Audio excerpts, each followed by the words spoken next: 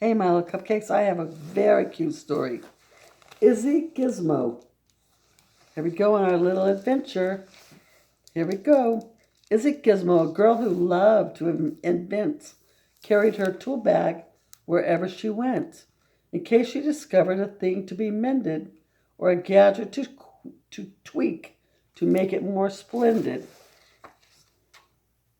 So Lizzie Gizmo loved to invent things. She's always trying to make something better than it was.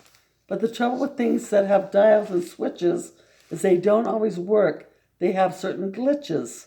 The T Mendus, for instance, did a fine job till out popped a piston and off dropped a knob. Then the swirly spag Sonic for eating spaghetti turned Grandpa's wallpaper into confetti. So she made a machine called T Mendus, and that broke.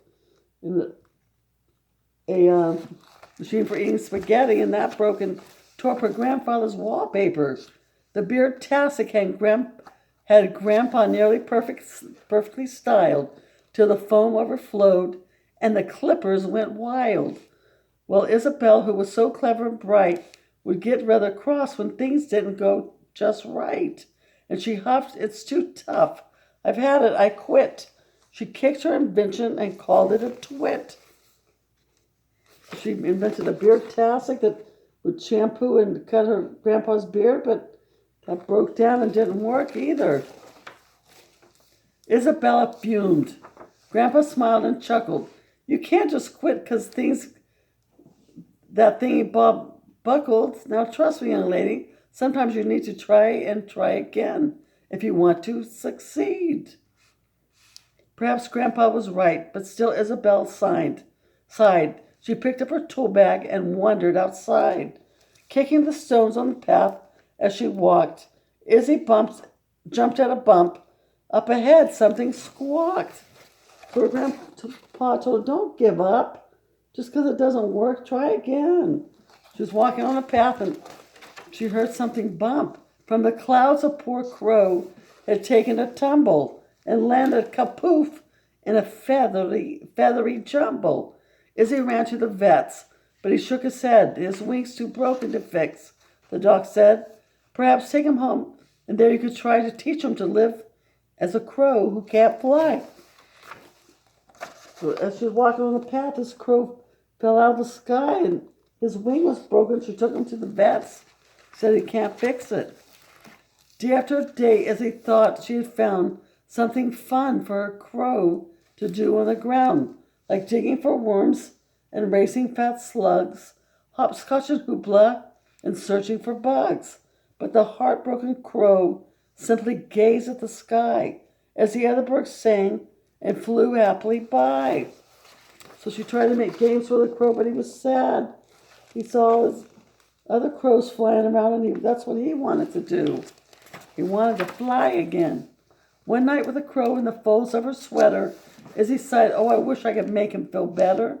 I tried, he won't play. He won't drink, he won't eat." So she was so very close to admitting defeat.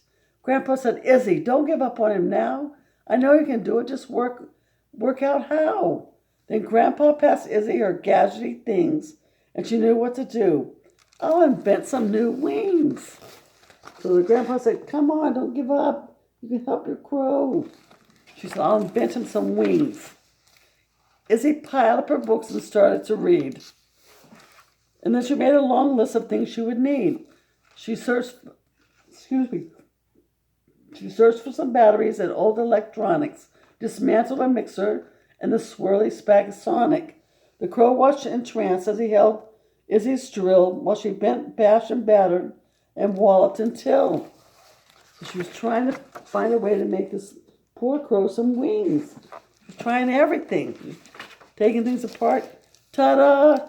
Izzy fastened the wings with a strap, but they hummed and they twitched, far heavy to flap. "Ah!" Izzy yelled, "I'm no good at succeeding."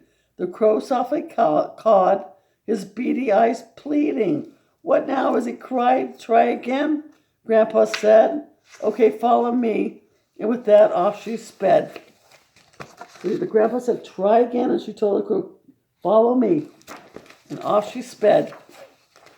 Izzy dove into a pond where she borrowed a pump. Then she took from an engine 2 sprockets and sump.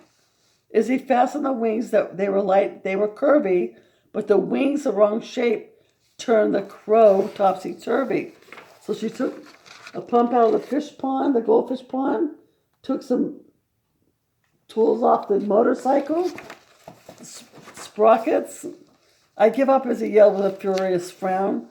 The crow sadly cawed as he hung upside down. Oh, did I show you that? So I did show you that.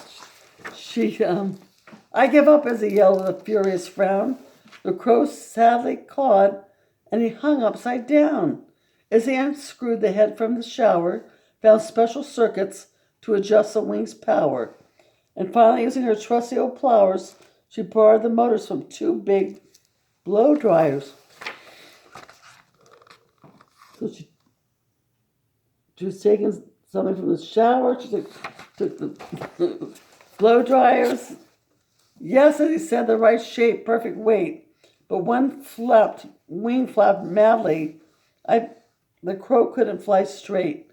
I've held it, yelled Izzy, heading straight for a bend, but the crow blocked her path.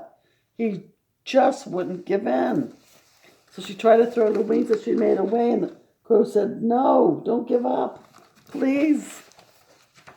Izzy twizzled and tinkered, and using his beak, the tip-tapping crow gave the screws a good tweak.